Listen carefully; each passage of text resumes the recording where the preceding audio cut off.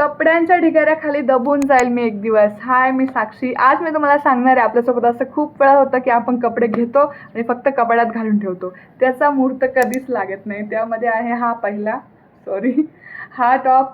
याच्यामध्ये ह्या टॉपची काही चूक नाही. हा टॉप मी घेतला होता ट्रिपला जाण्यासाठी, पण ट्रिपला हा नेला, पण बॅगमध्ये घालून नेला, पण तिकडे जाऊन बघितलं तेव्हा समजलं हा टॉप मला बिलकुल फिट होत नव्हता. तेव्हा इमर्जन्सीत काहीतरी घातलं, पण हा टॉप तसाच राहून गेला. त्यानंतर आहे हा व्हाईट शर्ट. मी का घेतलाय, कुठून घेतलाय, कधी घेतलंय मला बिलकुल लक्षात नाही. ते एवढं आठवतं की याचा त्याचं बघून हा शर्ट मी घेतलाय, पण आज कसं घालायचा, कशावर घालायचा या नादी हा तसंच पडून राहिलाय. त्यानंतर आहे हा थोडं ओल्ड फॅशन आहे, जुना आहे, पण हा टॉप माझ्या कपाटात मला आज सापडला. हा मी जेव्हा घेऊन ठेवला होता तेव्हा मला बिलकुल येत नव्हता, एकदम लूजचा होता, पण आज हा ठीकचा येतो.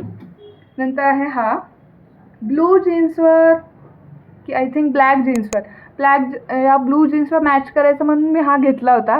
तेव्हा खूप चांगला वाटला होता. हा मी ऑनलाईन शहाणपणा केला आहे. ऑनलाईन शहाणपणा करून सर्व होत नाही.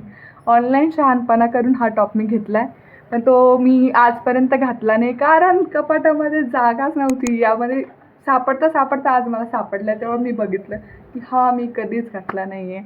असं तुमच्यासोबतही खूप वेळा होत असेल.